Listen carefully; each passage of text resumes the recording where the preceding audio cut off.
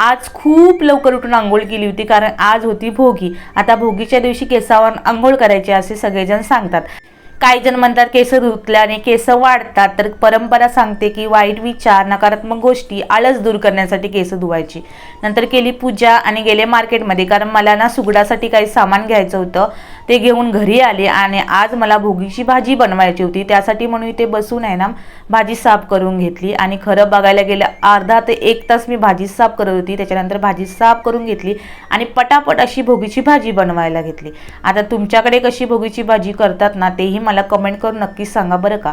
आता मी इथे कुकर लावून घेतला, कारण भाज्या व्यवस्थित शिजल्या ना तर खूप छान अशी टेस्ट येते. चला तर कुकरच्या शिट्या झाल्या होत्या, कढई ठेवली, कढईमध्ये टाकलं तेल, त्याच्यामध्ये मोहरी टाकून घेतली, जिरा टाकून घेतला आणि लसूण टाकून घेतली. आणि मग त्याच्यामध्ये टाकून घेतला कांदा.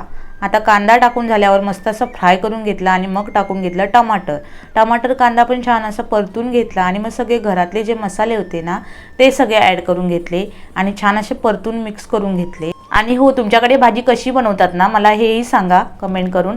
त्याच्यानंतर थोडंसं आलं लसूण पेस्ट टाकून घेतली आणि मग शिजून घेतलेल्या भाज्या टाकून घेतल्या. त्यानंतर त्यात टाकून घेतलं चवीनुसार मीठ. आणि मग छान असं शिजून झाल्यावर आहे ना मी ज्वारीची भाकरी बनवली होती, कारण आजच्या दिवशी ज्वारीची भाकरी आणि ना भोगीची भाजी ही खूप खास असते.